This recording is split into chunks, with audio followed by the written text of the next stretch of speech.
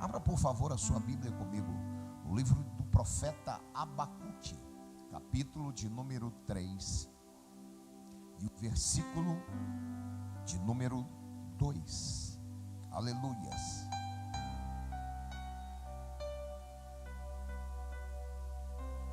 Abacuque, capítulo de número 3 e o versículo de número 2.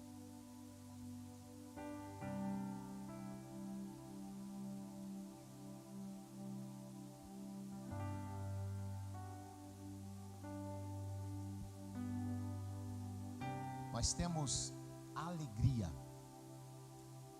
de receber mais uma vida abençoada em nosso meio. Toda vez que nasce uma criança, o nosso coração se alegra. Eu já encerrei a carreira nesse quesito, mas fico muito alegre. Estou orando para que Deus faça multiplicar na sua vida, uma vez, duas, três, quatro, cinco. Deixa Deus te usar.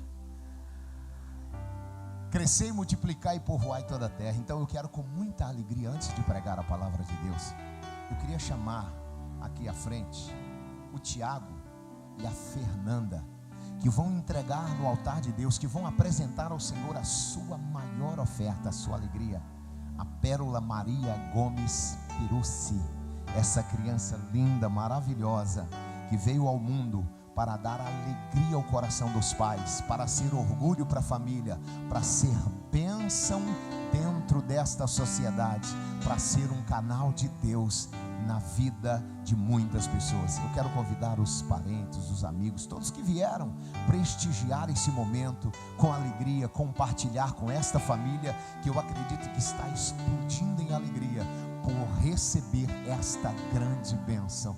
Aleluia, glória seja dada ao nome de Jesus. Aleluia, bendito seja o nome do Senhor. Aleluia, glória a Deus. Pode vir um pouquinho mais para cá, por favor, por favor. A mamãe de um lado, o papai do outro, aqui da criança, por gentileza. A Bíblia Sagrada não nos ensina a batizar crianças, infantes ainda, quando ainda não tem a cognição, a capacidade de discernir entre o bem e o mal, pois que batismo é confissão de fé, é confissão pública de que agora eu caminho com Cristo. Chegará o dia que a pequena Pérola passará por este momento, que também será uma alegria na vida de vocês, mas por ora, conforme nos ordena e nos ensina a palavra de Deus, na medida que diz que assim fora feito com o próprio Senhor Jesus, que ao 8º dia foi apresentado a Deus diante das testemunhas como mais uma vida que veio ao mundo para fazer diferença. Jesus veio com uma missão: salvar a humanidade.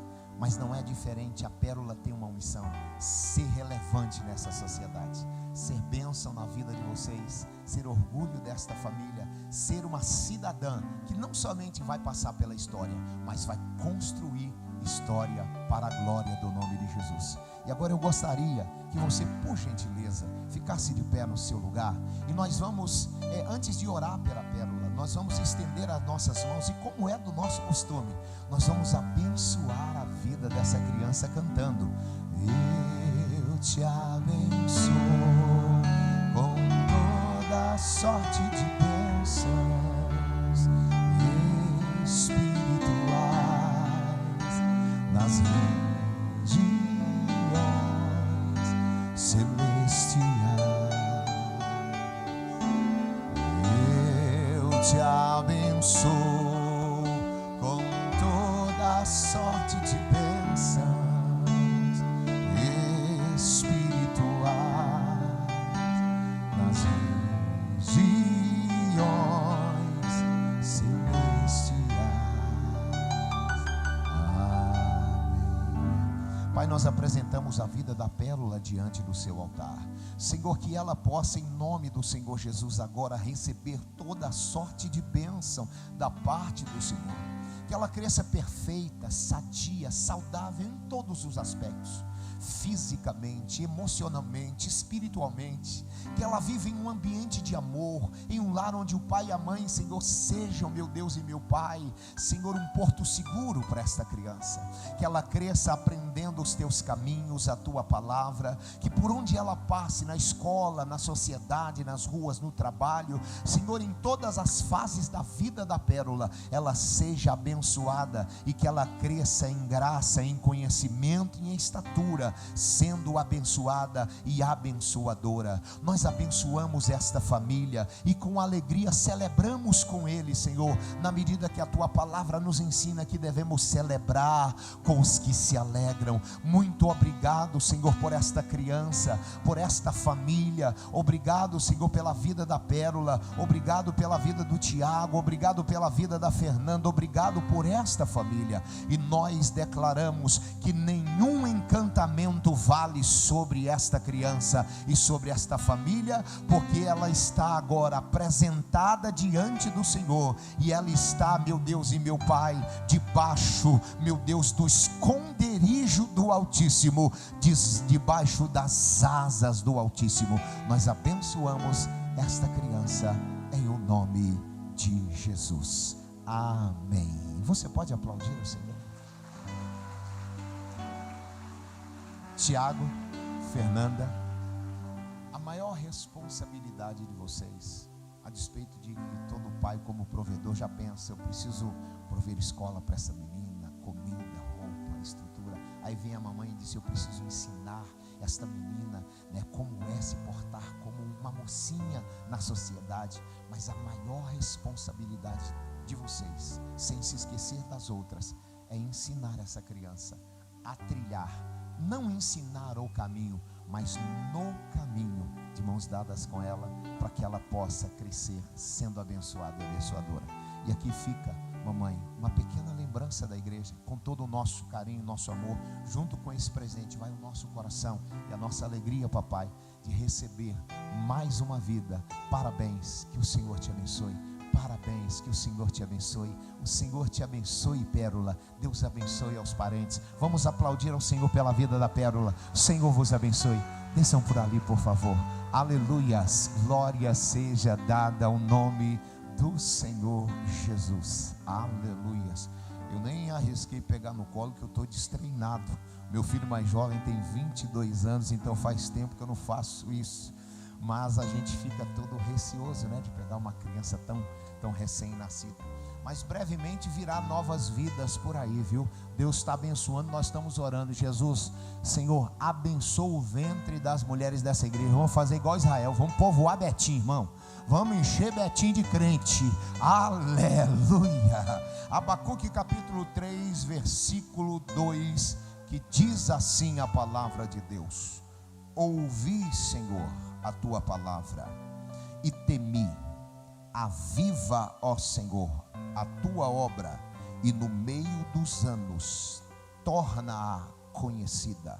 Na tua ira lembra-te da tua misericórdia. Pai, em nome de Jesus eu oro agora, entregando nas tuas mãos a tua igreja. Aí está a tua noiva, Senhor, com o coração como terra fértil, prontos, preparados, sedentos por receber uma boa semente que é a tua palavra. Não permita sair dos meus lábios sequer uma palavra, Senhor, que não seja na estrita direção do teu Espírito Santo, para que esta palavra do Senhor encontre os corações e faça o que ela está ordenada a fazer: transformar, restaurar, levantar, fortalecer, consolar, exortar, dar direção. É o que nós te pedimos, para a glória do nome de Jesus. Aleluia.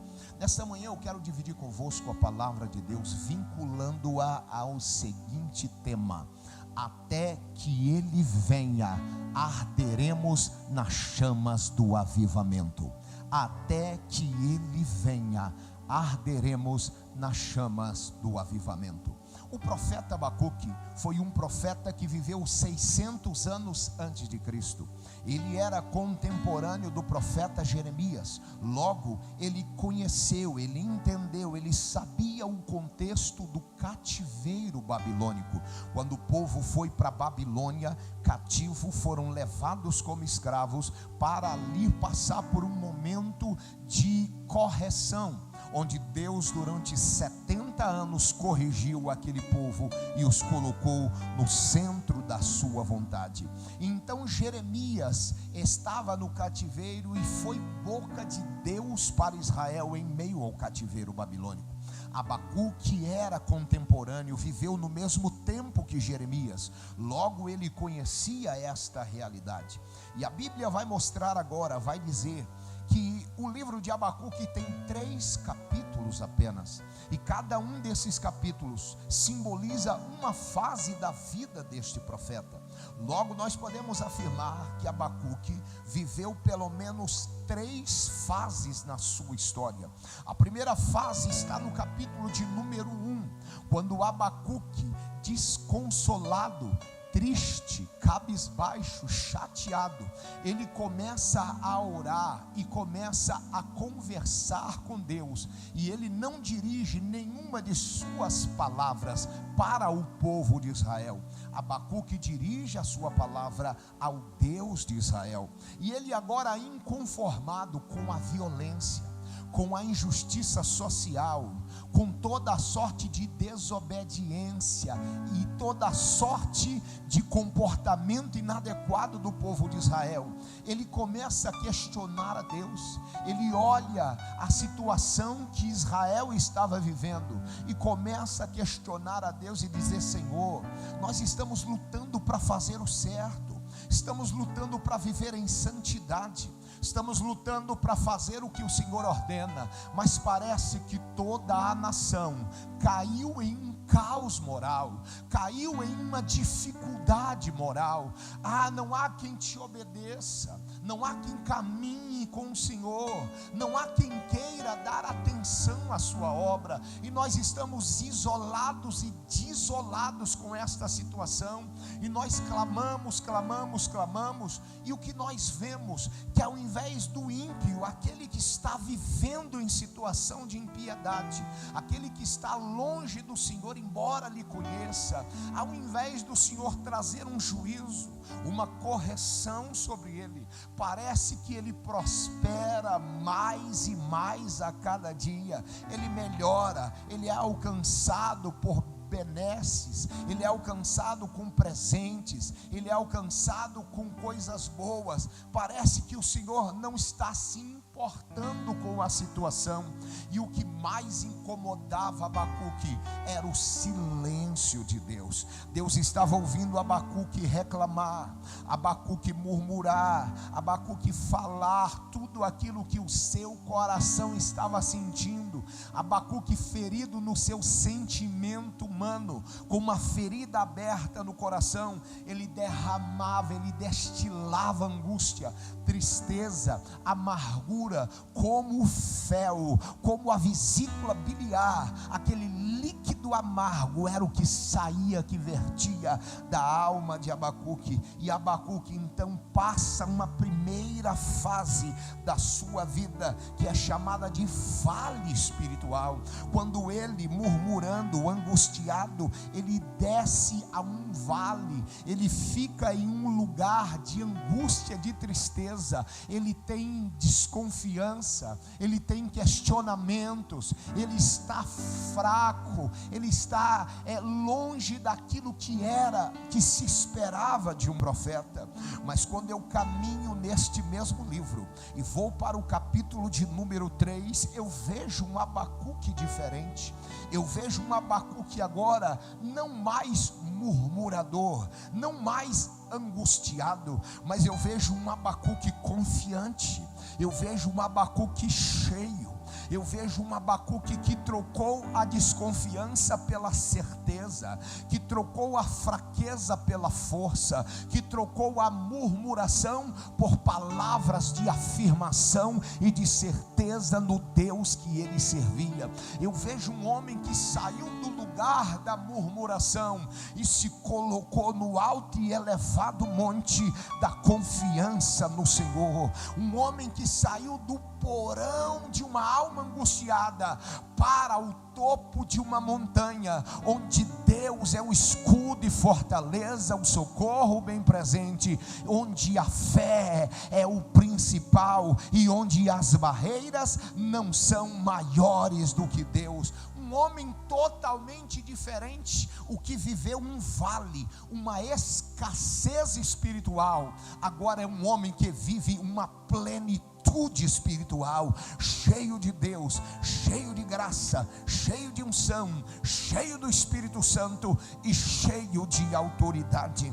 Quando eu olho para este Abacuque do capítulo 1 e olho para o Abacuque do capítulo de número 3, a minha alma começa a perguntar: o que é que aconteceu?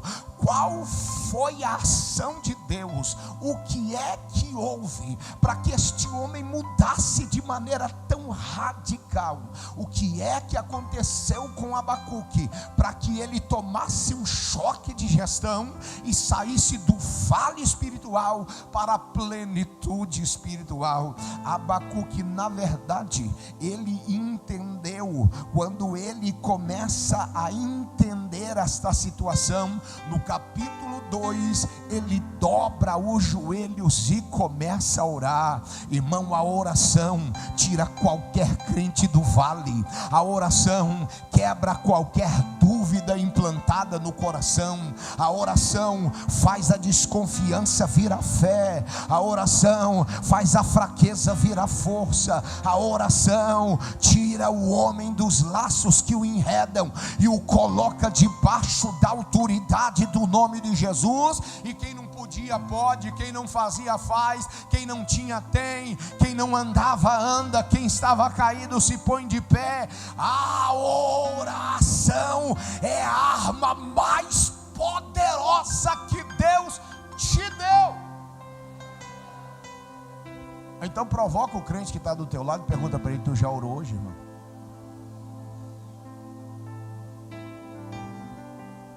Aleluia,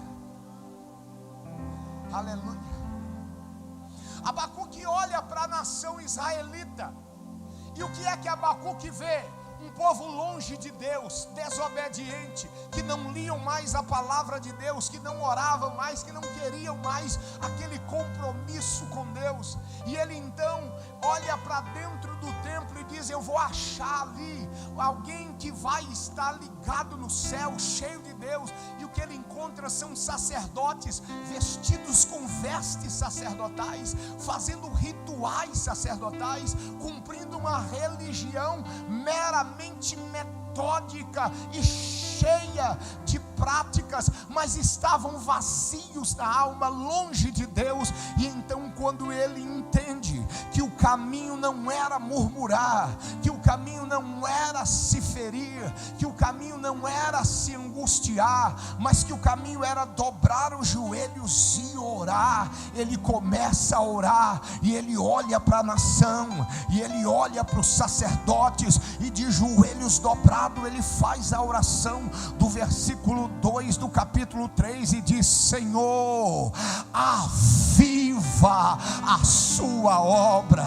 Senhor, vivifica a sua obra. Senhor, acende a fogueira da sua obra. Acende um fogaréu no meio deste povo. Pastor, o que é avivamento? Você ainda não entendeu? Deixa eu lhe explicar o que é avivamento, irmão. A minha avó, Dona Severina Maria da Conceição, era uma nordestina semiletrada, que não teve oportunidade de ir para o seminário, mas a minha avó sabia sabia o que era avivamento. A minha avó gostava de cozinhar no fogão a lenha, e quando ela se preparava, botava a lenha, acendia o fogo, e o fogo pegava, botava o feijão de 6 da manhã numa panela de ferro e botava para cozinhar, e ali o fogo ardia 1 hora, 2 horas, 3 horas, 4 horas, 5 horas, para o feijão estar pronto na hora do almoço. Mas com o passar do tempo,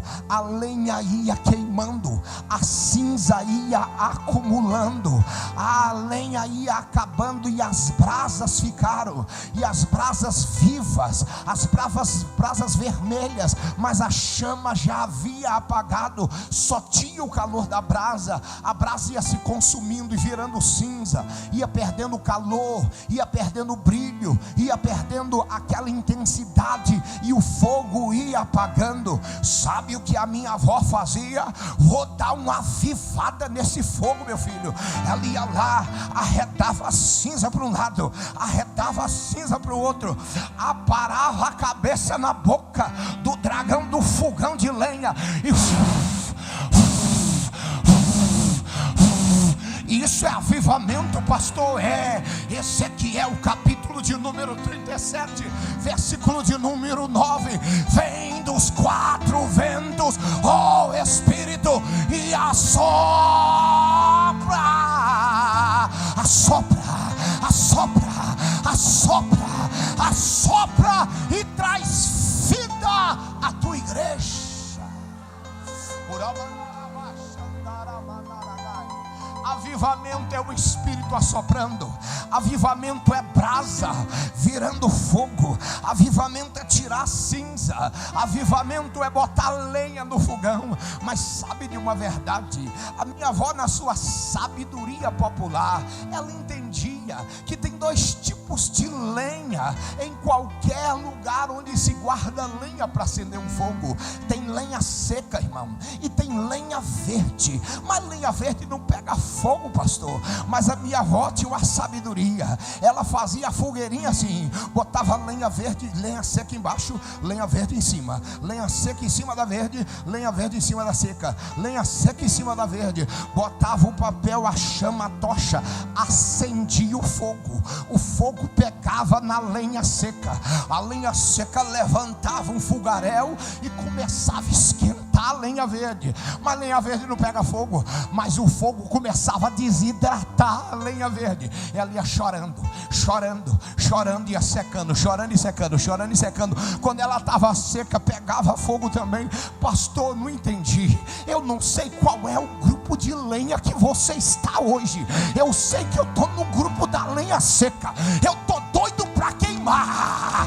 Eu estou doido para queimar. E tu e você, se tiver lenha verde aqui hoje, te prepara, meu irmão. A lenha seca vai pegar e você vai sair daqui queimando, queimando, queimando debaixo da unção.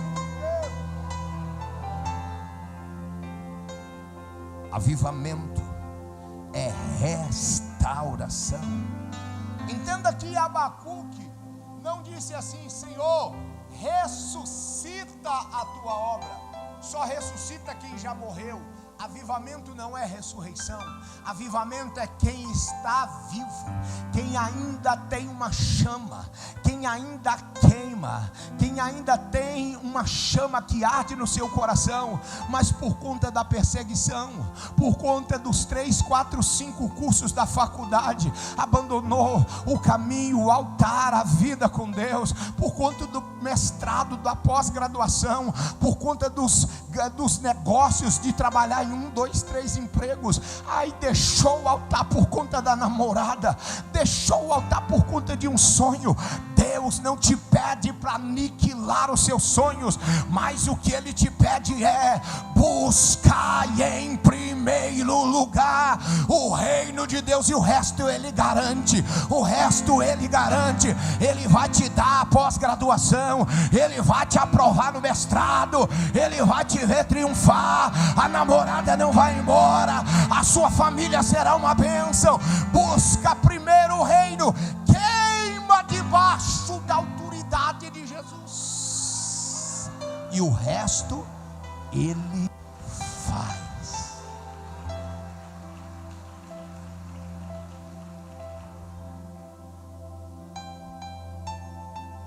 grandes avivamentos da história começaram em oração.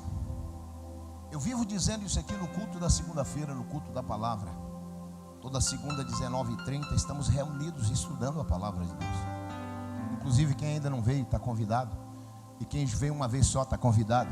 E quem vem todo dia está convidado. E traga mais um. Amanhã tem. Eu digo isso sempre, que Deus está, Ele não vai fazer, Ele já está fazendo um grande avivamento em Betim. Eu vejo Deus levantando profetas e profetisas, homens e mulheres de Deus, pastores e pastoras. Deus vai sacudir esse município. E se prepare para viver o extraordinário de Deus em 2025. Deus vai abalar estruturas. Mas entenda, este avivamento só é perene, só é duradouro, só é vivo, só é operante se nós, enquanto igreja, nos dobrarmos em oração. Nós precisamos continuar redescobrindo a cada dia o caminho da oração.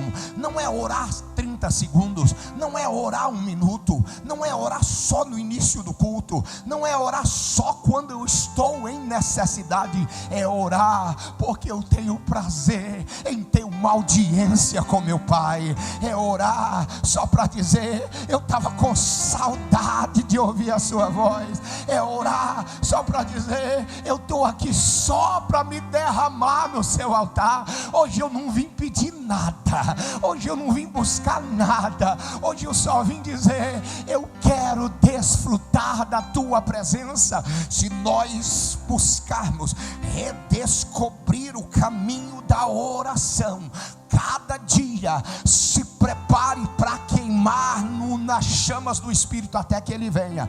Deus vai te queimar hoje, vai queimar amanhã, semana que vem você vai estar queimando, no mês que vem você vai estar cheio, no outro mês você vai estar profetizando, no outro mês vai impor as mãos e Jesus vai curar enfermidades, no outro mês você vai abrir os lábios e Jesus te usará como boca profética. Deus está queimando esta igreja debaixo da chama do Espírito Santo para ser um marco histórico em Betim. Deus quer te usar como boca de Deus, como trombeta de Deus, como chofar. Pastor Vianney toca o chofar. Sabe o que o chofar simboliza, irmão? A voz de Deus, a boca de Deus. Quando o tocador, o sacerdote tocava o tequiá, o toque do chofar, ele estava dizendo: vem Israel, vem Shema Israel, ouça Israel, olha o que Deus está falando com você. Deus está te chamando, vem para a oração. Eu vou abrir o céu, eu vou te mostrar mistérios, eu vou te mostrar segredos, eu vou te trazer uma unção diferente, uma revelação tremenda. Eu farei em você, por você e através de você coisas grandes, mas em oração. Os grandes avivamentos começaram em oração. John Wycliffe, um inglês, e um escocês chamado John Hus dobraram os joelhos e oraram. Não conseguiram fazer a reforma protestante, porque mataram Wycliffe queimado, mataram John Hus queimado, mas ele estava em oração. E antes de morrer na fogueira, ele abre os lábios e profetiza. O nome Hus em escocês significa ganso. E ele vai dizer aos seus algozes: podem matar o ganso, mas daqui 100 anos nascerá um cisne que vocês não poderão matar. 100 anos se passam. 1518, Martinho Lutero prega na Catedral de Wittenberg, Westminster, 95 teses falando que só o Senhor salva, cura, liberta, leva para o céu, só Ele perdoa pecados. E ele promove a reforma protestante, e um grande avivamento começa na Alemanha e vai pelo mundo inteiro. Numa lufada de poder, Deus vai salvando, curando, libertando, quebrando resistências, levantando igrejas, salvando pessoas, estabelecendo pastores, levantando ministérios, fazendo coisas grandes. deste avivamento lá na Inglaterra vem no final do século XVIII. O avivamento, o grande despertar dos ingleses, John Wesley, Jonathan Edwards e George Whitefield. Sobre a mão desses três homens o avivamento se instaura. E a Bíblia vai dizer que Wesley foi, ou melhor, a história vai dizer que Wesley foi tão avivado, tão impactado com o avivamento, que depois de 18 anos de idade, ele dobra o joelho um dia e depois de 3 meses orando, ele é batizado com o Espírito Santo e faz um pacto com Deus: eu vou gastar os meus dias na sua obra. E daquele dia em diante, ele pregou 3 sermões todo dia, ao longo de 50 anos, sem falhar um dia. Isto é avivamento. A história vai dizer que um professor chamado James Edion Orr, ele era professor da faculdade de Wheaton, nos Estados Unidos. Certa feita, ele resolve levar um grupo de alunos à Inglaterra e foram visitar a casa de Wesley, onde Wesley morou. E quando foram narrando cada um dos cômodos e toda a história que continha os utensílios, apetrechos, móveis que ali ficaram, herança nos dias de Wesley, eles notaram que ao lado da cama de Wesley tinha um tapete que tinha 2 depressões. Era o lugar onde ele dobrava o joelho para orar. E depois de toda a visita, o professor James sai daquela casa, e quando ele vai embarcar os alunos no ônibus para voltarem para o aeroporto, ele nota a ausência de um homem, de um aluno, de um jovem. E quando ele volta para dentro da casa, buscando aquele jovem, ele entra no quarto e o vê de joelhos, com os 2 joelhos dobrados naquelas 2 depressões. E ele chorava, e a oração dele era: Deus, faz de novo, faz de novo, faz de novo. Seu nome, Billy Graham, que ganhou mais de 1 milhão de almas para Jesus, aquele jovenzinho. Deus disse: eu ouvi a sua oração, eu farei de novo. Ei, Lagoinha, nossa oração nesta manhã. E se você está com o ombro debaixo da carga, junto com esta igreja, junto com o céu, eu te convido a levantar a mão e dizer, como Billy Graham: faz de novo, faz de novo, como o Senhor fez na Inglaterra, como o Senhor fez nos Estados Unidos. Faz de novo em Betim, faz de novo em Betim, faz de novo em Betim. E se você crê assim, adore a Deus.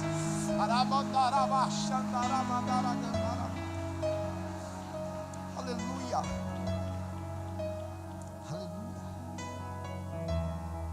Depois desse avivamento, Charles Finney ganhou mais de 100 mil almas para Jesus em oração. Veio o avivamento do país de Gales, e Deus fez coisas tremendas. E veio o avivamento da Rua Azusa, 1906 a 1915.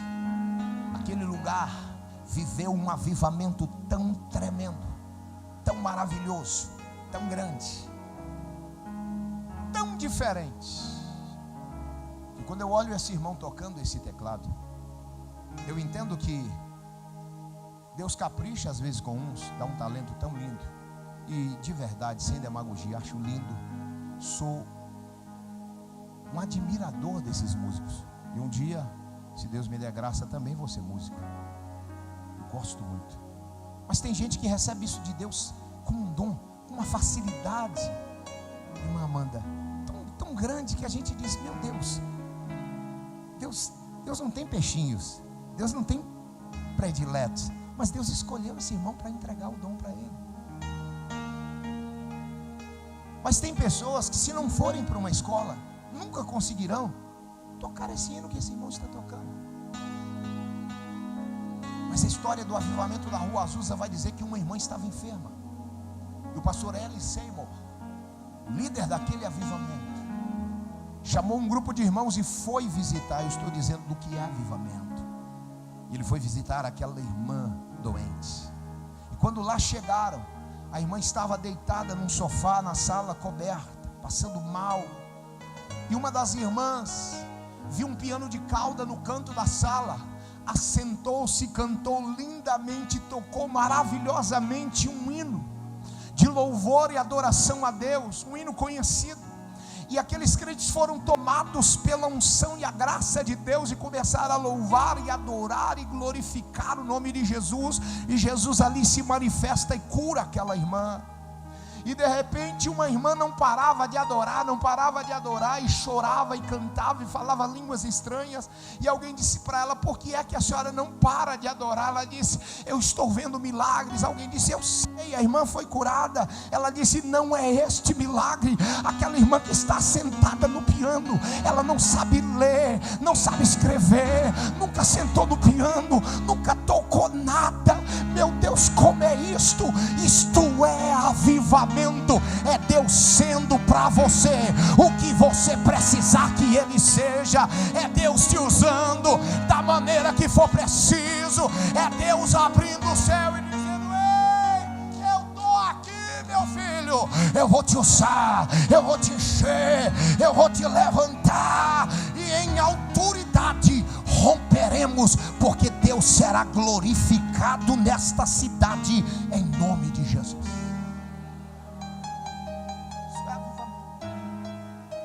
Pastor, o que é necessário para que eu seja avivado? Significa que é só vir na conferência do Espírito Santo e pronto, aí Deus já me aviva? É só participar do culto? É só chegar ao final do culto e já está tudo certo? Não.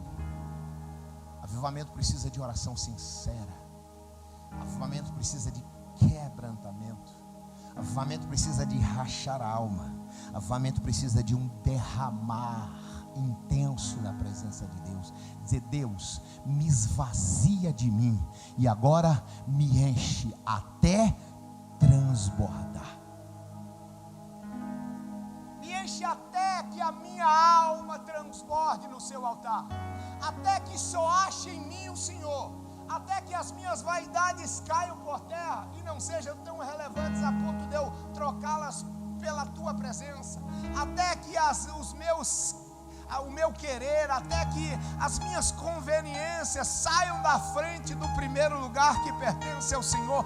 Me enche do Senhor até que eu me importe tanto com almas, que eu não passe sequer um dia sem orar e pedir: faz de novo, Deus, salva almas, Deus, restaura Betim, Deus, salva o traficante, Deus, salva a mulher de vida livre, Deus, salva aqueles que estão longe, Deus. Me enche do Senhor da ponto de eu chegar na igreja e esquecer o celular, e esquecer o WhatsApp, e esquecer tudo que possa me tirar da conexão verdadeira, do Wi-Fi lá do céu. Me encha, Senhor, para que eu chegue na tua casa e chore, e exale o teu bom cheiro, e seja cheio da graça, e tenha desejo e vontade e alegria de derramar, de falar com o Senhor em novas línguas, de sentir a tua presença a ponto de sair daqui tão cheio, tão cheio, tão cheio, tão cheio, que o primeiro que eu encontrar, que der ouvidos, que der oportunidade, eu vou falar de Jesus para ele.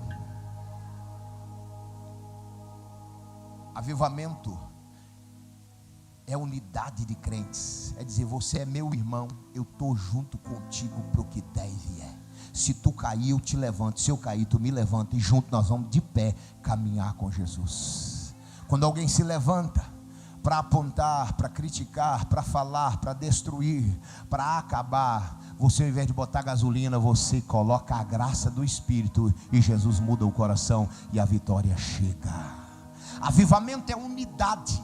Se dois se dividirem, não prospera este corpo, mas se o corpo se manter uníssono, unido, não há demônios que destrua, que paralisem, que neutralize o caminhar da igreja. Não tem barreira que pare uma igreja unida debaixo da unção do Espírito Santo de Deus.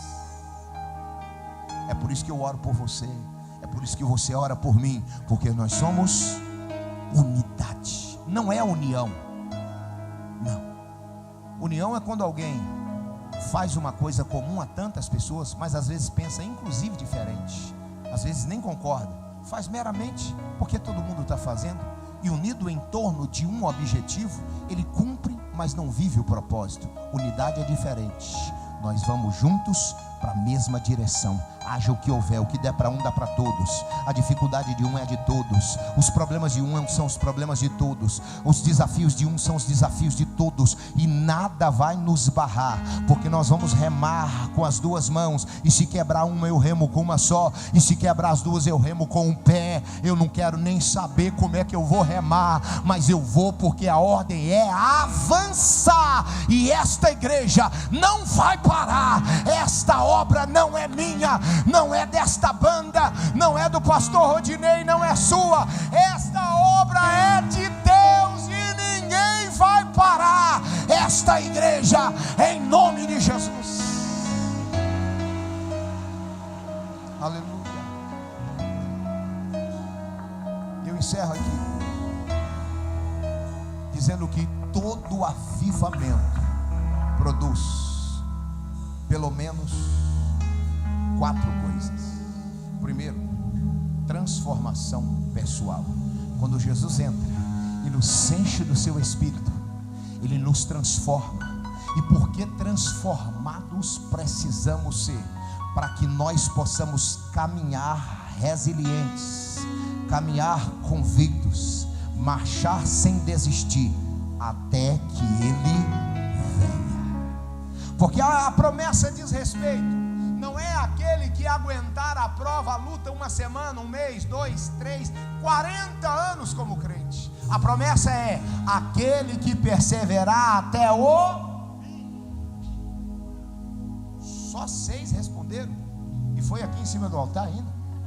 Aquele que perseverar até o fim. Transformação pessoal te mostra quem você é, quem é seu pai, de onde você veio, a mudança que Ele fez e para onde você está indo, e nada te para. É por isso que Paulo vai dizer: nem a fome, nem a morte, nem a escassez, nem os anjos, nem o porvir.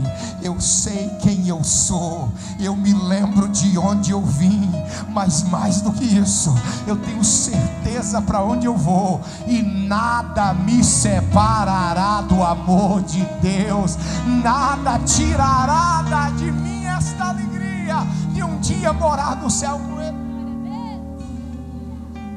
Segunda coisa, avivamento produz impacto na sociedade, impacto na comunidade, impacto nas vidas, nas pessoas. Deus te usa e muda vidas, Deus te impacta e muda corações, Deus te enche, você transborda, e a sociedade vai sendo alcançada, e pessoas vão sendo transformadas para a glória de Deus, pelo poder de Deus, mas por bondade de Deus, Deus usa a sua vida como canal. Terceiro lugar, crescimento espiritual. Quando Deus te enche de graça, de unção, numa conferência como esta, Deus está te enchendo do Espírito Santo. Tem crente aqui hoje, irmão, está igual panela de pressão, está apitando na válvula, ó. Quando sair aqui da igreja, irmão, se o diabo for doido e resolver aparecer na frente desse crente, meu Deus do céu, é rolo compressor, é touro de Bazã, não vai sobrar nada do inferno para contar a história, porque você vai sair cheio, cheia, transportando da graça, e Deus vai te fazer crescer. À medida que Ele te enche, você cresce na graça, na fé, no conhecimento, na palavra, na unção, na autoridade, na humildade, porque grandão é só Ele. Eu e você temos que diminuir para que Ele cresça, e Deus vai te dando graça e te fazendo crescer. Atos 2:31, a Bíblia vai dizer, Atos 1:31, perdão, Atos 4:31, a Bíblia vai dizer que eles estavam orando, dizendo: Deus, estende a tua mão e opera milagres. E enquanto eles oravam e eram cheios do Espírito Santo, cegos viam, paralíticos andavam,